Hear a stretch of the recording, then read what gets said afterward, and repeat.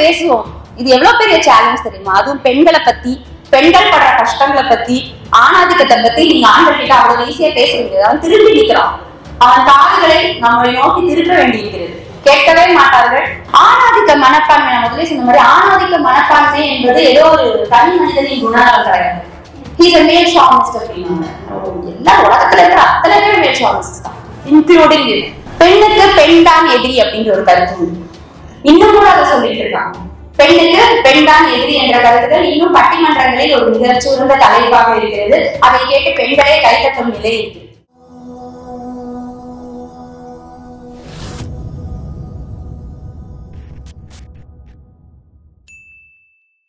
அனைவருக்கும் வணக்கம். படைப்புகள் எங்கும் பெண் வாழ்வு அப்படிங்கிற தலைப்பே மிகவும் சிறப்பானது. விழாக்குழுவினருக்கு எனது மனமார்ந்த பாராட்டுகள். மற்ற படைப்புகளை பற்றியெல்லாம் பேச முழுக்க முழுக்க பெண்களை அழைத்து விட்டு எசப்பாட்டை பற்றி பேச ஒரு ஆணை அழைத்திருக்கலாம் என்பது என்னுடைய கோரிக்கை. ஏன்னா தலைப்பு உப தலைப்பு பாத்தீங்கன்னா ஆண்களோடு பேசுவோம். இது ஆண்களுக்காக தான் எழுதியிருக்காரு இந்த புத்தகம். எசப்பாட்டு என்பது முழுக்க முழுக்க ஆண்கள் படிக்க வேண்டிய புத்தகம் தான். அது பேச என்னை அழைத்ததற்கு எனக்கு ரொம்ப பிடிக்கும். அதனால பிரச்சனை கிடையாது. இன்னொன்று, உலகம் முழுவதும் ஆண்கள் மட்டுமல்ல, பெண்களும் உடலாக பெண்களாக இருந்தாலும் மனதாலும் மூளையாலும் ஆண்களாக தான் வாழ்ந்து கொண்டிருக்கிறார்கள். அதாவது ஆணாதிக்க சிந்தனையோடு தான் வாழ்ந்து கொண்டிருக்கிறார்கள். இதுக்கு ஒரு சின்ன எக்ஸாம்பிள் சொல்லலாம். ஆண்களின் நலனை தூக்கி சுமக்கிறார்கள் என்று சொல்ல முடியாது. ஆனா தங்கள் தலையில் மண்ணை வாரி போட்டுக்கொள்ளும் அந்த வேலைகளை செய்யும் அந்த பொறுப்பையும் பெண்கள் கிட்ட தான் விட்டு வச்சிருக்கோம். பெண்களோட வாழ்க்கையை முழுக்க முழுக்க பாத்தீங்கன்னா அதுல பெண்களுக்கான நலமே இருக்காது, ஆண்கள் நலன் மட்டும்தான் இருக்கும். அப்படிதான் பெண்களை உலகம் முழுவதும் நம்ம பயிற்சி கொடுத்து வச்சிருக்கோம்.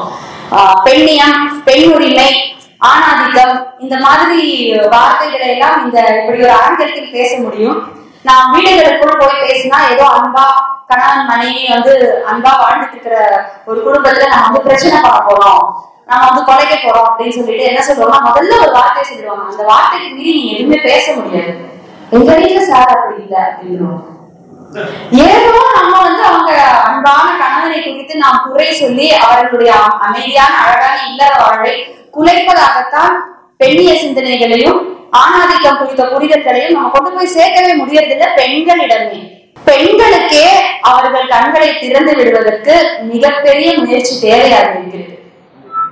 அதனால் இப்போ காலையில நிறைய பேர் சொன்னாங்க. தமிழ்ச்செல்வன் ஐயா தமிழ்ச்செல்வன் தோழர் இன்னும் நிறைய புனைவுகள் எழுதியிருக்கணும், அவர் கலைஞர் இன்னும் நிறைய எழுதியிருக்கணும், கதைகள் எழுதியிருக்கணும், அதை எழுதியிருக்கணும் அப்படின்னு. அவர் தன்னை சுற்றியுள்ள பெண்களை மிகவும் ஆழமாக நேர்மையாக நேசித்திருக்கிறார். தன் தாய், சகோதரி, எங்கள் டார்லிங் வெள்ளத்தாய், இவர்களை எல்லாம் மிகவும் ஆழமாக நேசித்திருக்கிறார். இந்த நேசத்தை வச்சு அவங்களை வச்சு ஒரு காவியம் படைச்சிருக்கலாம், படைக்கல. அவர் உண்மையில் பெண்கள் வாழ்வு குறித்து மிகவும் வருத்தத்தோடு சிந்தித்து அவர் அதை தொடர்ந்து அதை எழுத ஆரம்பிச்சுட்டாரு. பெண்களை பத்தி ஆண்களுக்கு புரிய வைக்கிறது அந்த வேலை எங்கேன்னு முடியும்? படிக்கவே மாட்டேங்கிறாங்க. அந்த வேலை நீங்க நிஜமாவே ஐடியா இல்லாத ஆசனம். நீங்க வேற ஏதாவது காலத்துல இன்னும் நிறைய உழைச்சிருந்தீங்கன்னா உண்மையிலே சொல்ற மாதிரி உங்களுக்கு இன்னும் சிறப்புகள் கிடைத்திருக்கும், இன்னும் பரவலான அங்கீகாரம் இலக்கிய உலகில் கிடைத்திருக்கும். ஆனால் அவர் ஒரு கள போராளியாக பெண்களை பத்தி சிந்திக்கிற ஒரு எழுத்தாளராக அவர் சொன்ன மாதிரி அப்புனைவுன்னு எழுதுறதால அதுல படைப்புக்கம் இல்லைன்னு சொல்லவே முடியாது.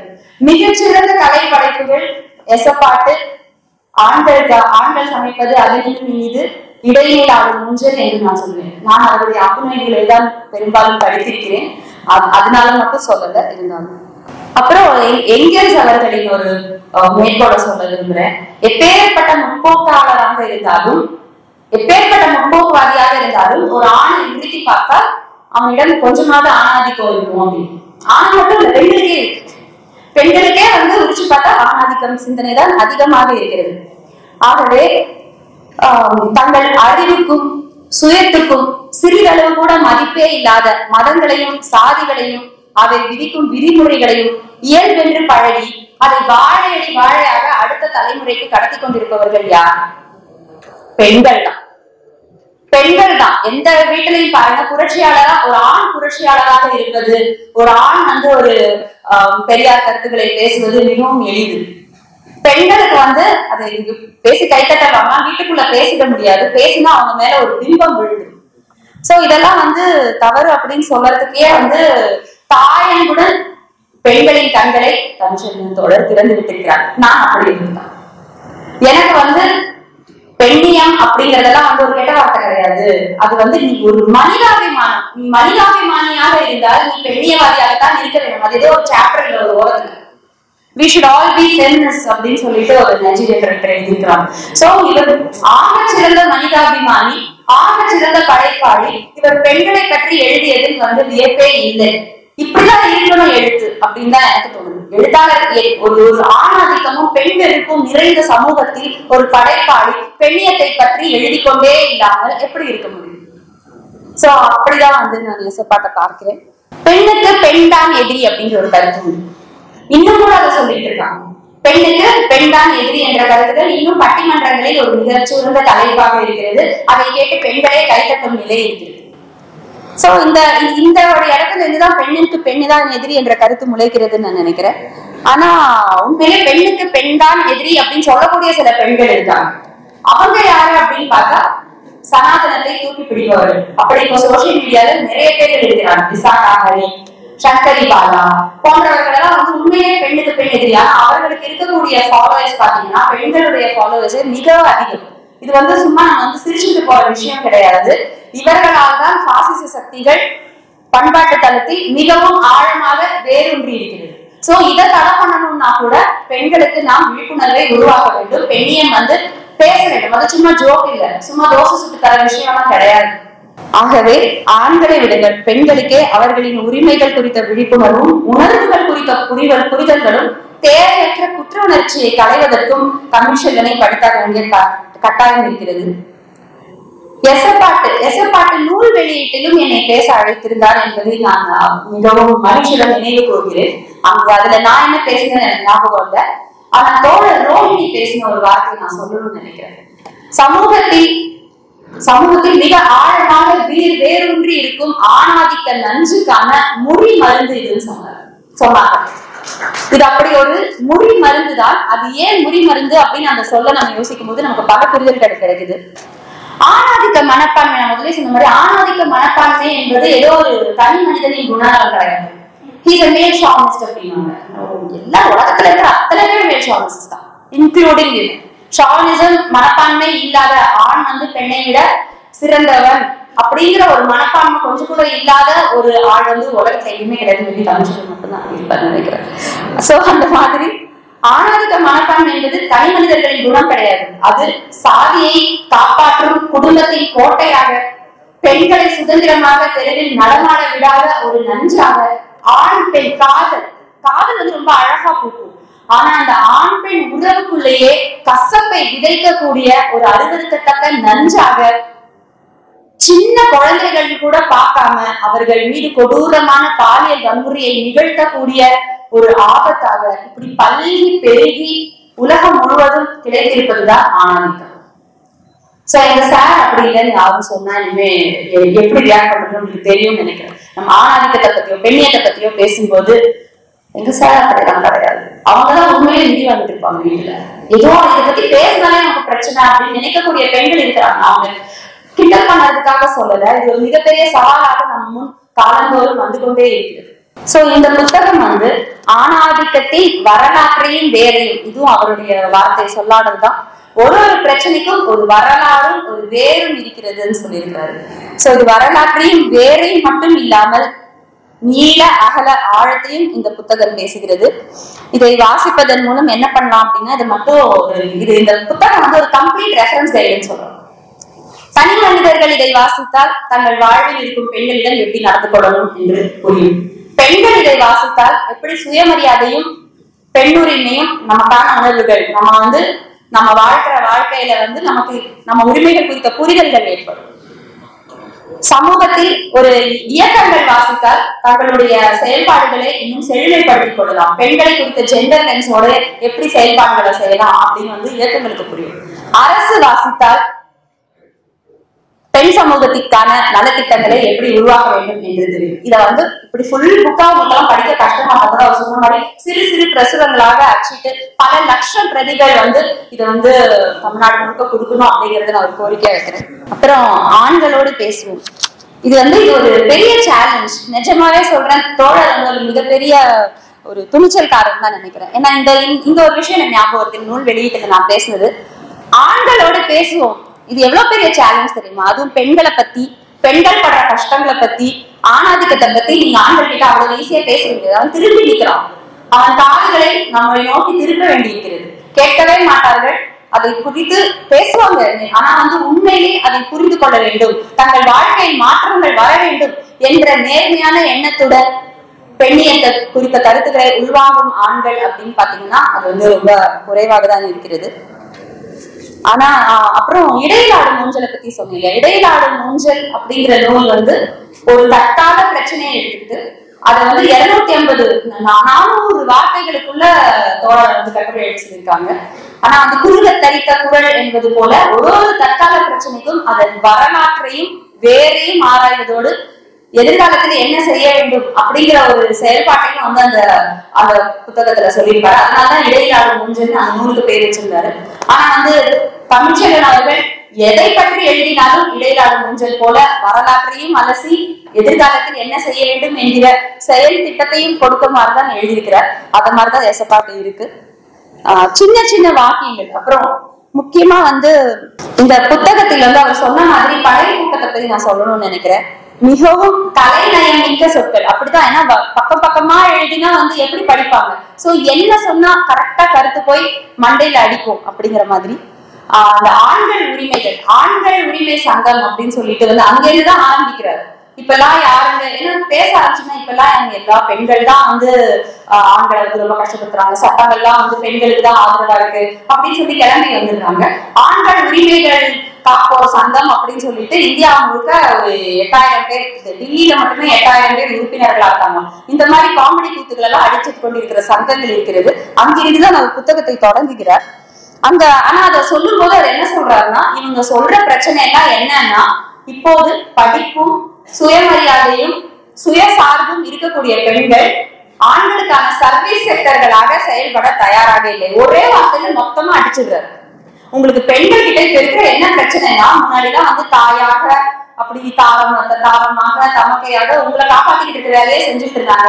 அந்த சர்வீஸ் செக்டராக இனி பெண்கள் செயல்பட தயாராக, அது உங்களுக்கு இவ்வளவு கோபம் வருது. நீங்க ஆண்கள் உரிமைகள் என்று பாதுகாக்கக்கூடியது எல்லாமே ஆணாதிக்கத்தை பாதுகாக்கத்தான் செய்யறீங்க அப்படின்னு சொல்லி அந்த ஒரு வார்த்தையில சொல்றாரு.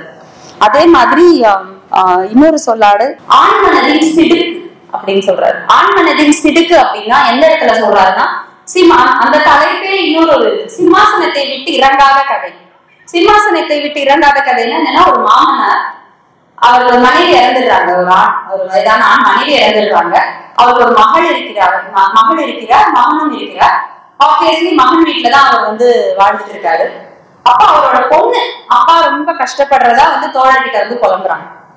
நானும் வேலைக்கு போறேன், எல்லாம் பண்றேன், ஆனா வந்து அப்பா வந்து என் கூட இருக்க மாட்டேங்கிறாரு. ஒரு காஃபி கூட அவருக்கு வந்து நினைச்ச நேரம் கிடைக்க மாட்டேங்குது. அண்ணி வந்து ரொம்ப வந்து சரியாவே நடத்துறது இல்ல அப்படின்னு சொல்லி அவங்க கண்ணீர் வடிக்கிறாங்க. இதுல பாருங்க, அதுதான். அப்போ அங்க போய் பார்க்கும்போது உண்மையிலேயே வந்து மனைவி 2 பேரும் வேலைக்கு போறாங்க. அண்ணன் அண்ணி 2 பேருமே வேலைக்கு போறாங்க. வேலையை செஞ்சுட்டு காஃபியை போட்டு ஃபிளாஸ்க்ல ஊத்தி வச்சுட்டு போயிடுறாங்க. இவருக்கு என்னன்னா, இவர் மனைவி வந்து அப்படி பாதம் பணிந்து காலையில எழுந்திருக்கும் போதே சுட சுட கொடுத்த காஃபி அதெல்லாம் வந்து இப்ப கிடைக்கிறது இல்லை. அது எதிர்பார்க்க முடியாது. ஆனா அது ஒரு பெரிய சோகம் மாதிரி பொண்ணு வரும்போது சொல்றாரு.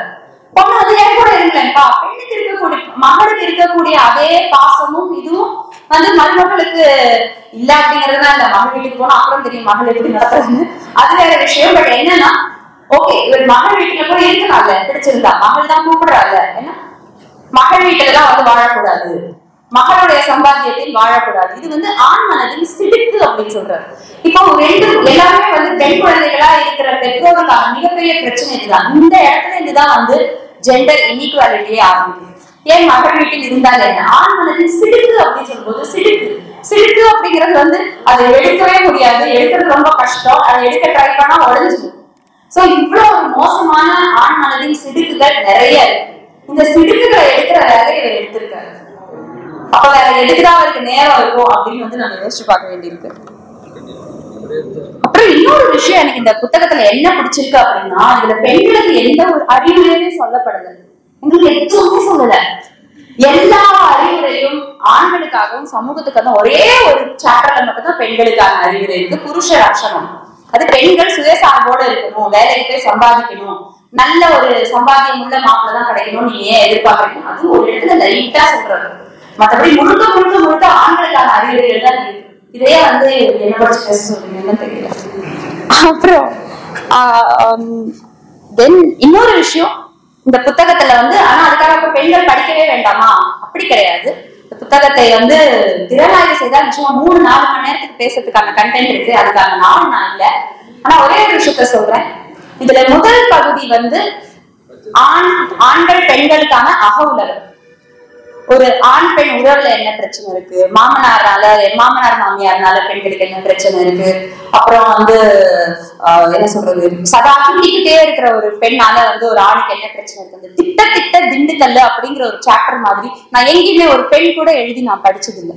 என்ன அப்படின்னா, இவரோட நண்பர் ஒருத்தர் எப்ப பார்த்தாலும் வந்து புலம்புவாராம். அதாவது என்னன்னா, என் பொண்டாட்டி அவன் வாயை திறந்தா இங்க ரத்தம் கொட்டும் அப்படின்னு நெஞ்சை பிடிப்பான். நமக்கு யாரும் ஞாபகம் வருவாங்க, அது வேற விஷயம். ஆனா என்னன்னா, அவன் எப்ப பார்த்தாலும் என் மனைவி வந்து திட்டிக்கிட்டே இருக்கா, வந்து கோவப்பட்டுக்கிட்டே இருக்கா அப்படின்னு சொல்லி.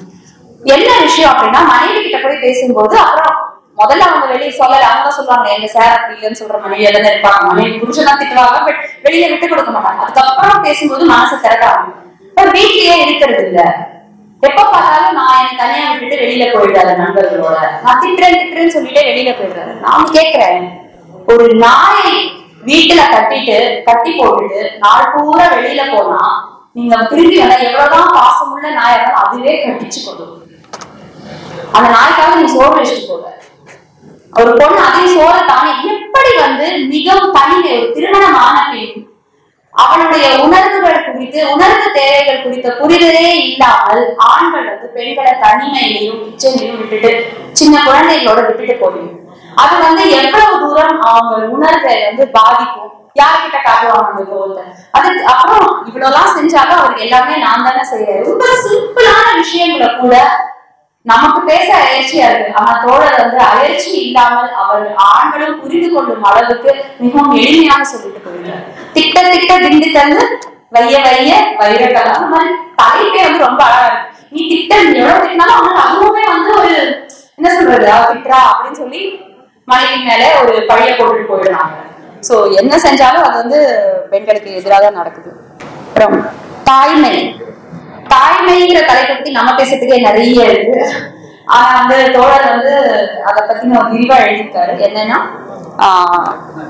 அப்புறம் இன்னும் சொல்லணும்னு நினைக்கிறேன், தாய்மைங்கிறது வந்து ஏன் பிரச்சனையா இருக்கு, தாய்மைங்கிறது பெண்களை வந்து குளோரிஃபை பண்ணக்கூடிய விஷயம் தானே, அதையே நம்ம வந்து தாய்மைன்னு சொல்லாதீங்க அப்படின்னு நான் சொல்றோம்.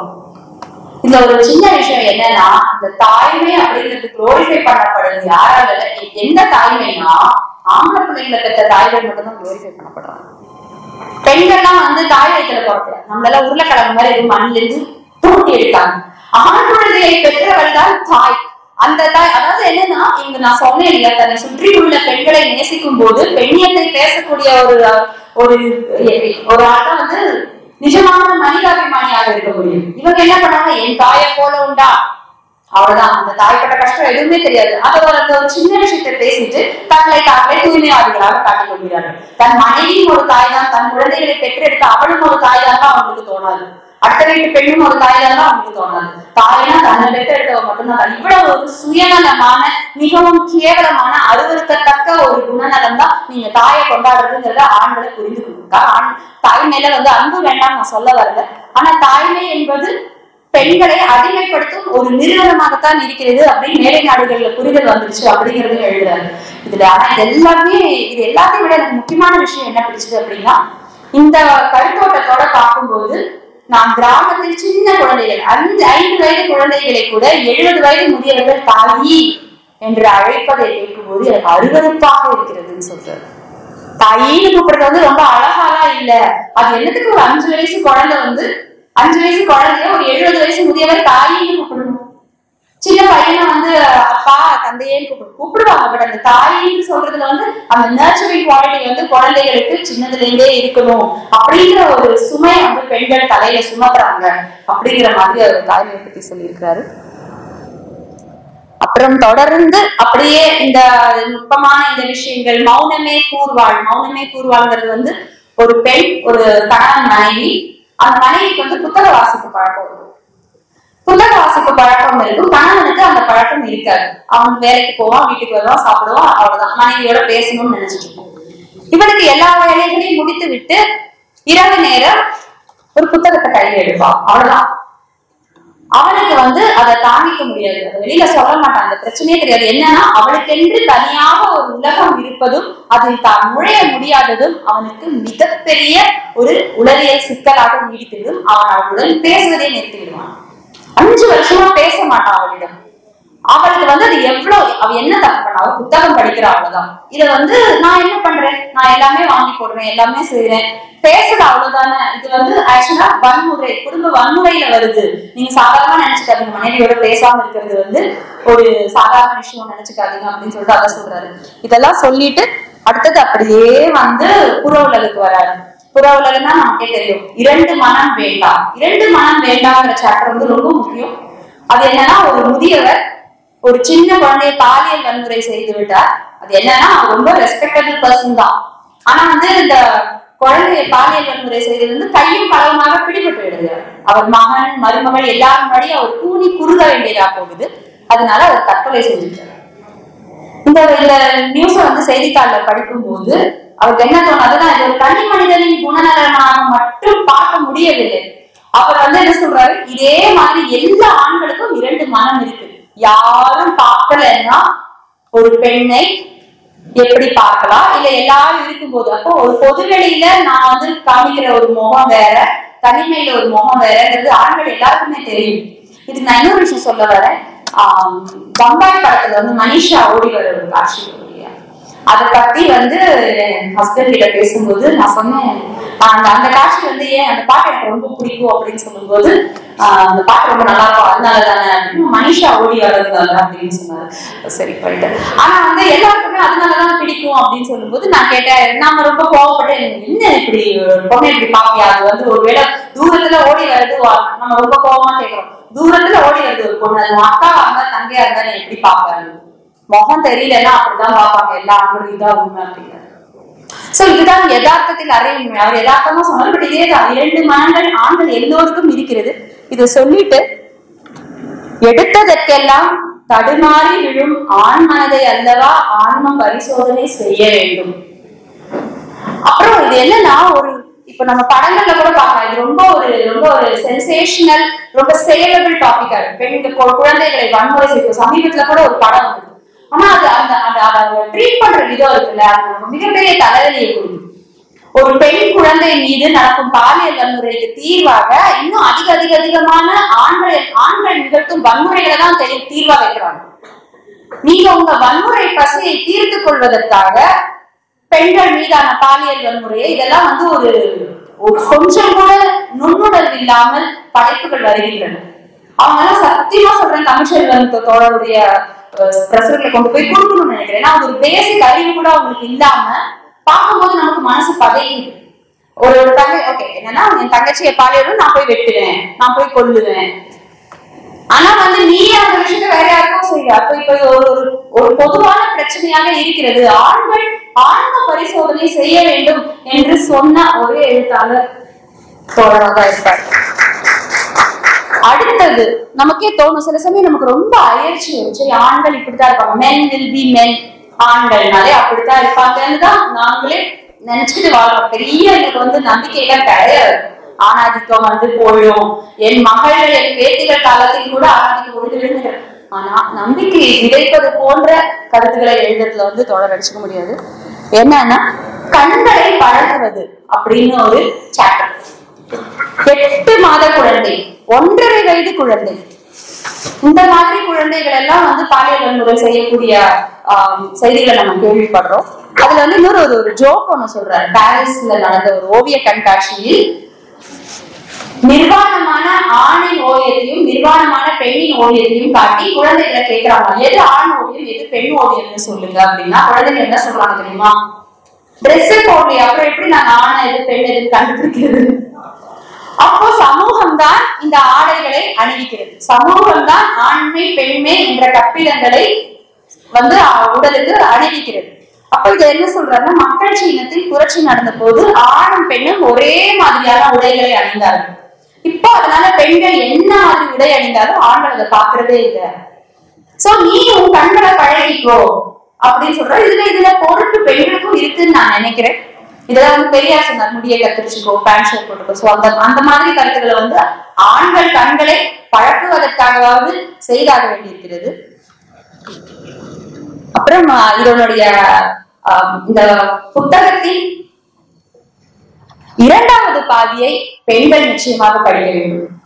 அது ஏன் அப்படின்னா, அறிவியல் உலகில் பெண்கள், லீலாவதியின் மகள்கள், இந்த மாதிரியான சாப்டர்ஸ் எல்லாம் பெண்கள் படிக்கும் போது எனக்கு என்ன தோணுது அப்படின்னா, நம்ம வந்து மிகவும் பேராளுமைகள் என்று நினைக்கக்கூடிய ஆண்களே, சர் சி வி ராமன் ஆகட்டும், சார்ல்ஸ் டார்வின் ஆகட்டும், இன்னும் பல பேர்கள், இவர்களுக்குள்ளேயே எவ்வளவு பெண்களுக்கு இருந்தது.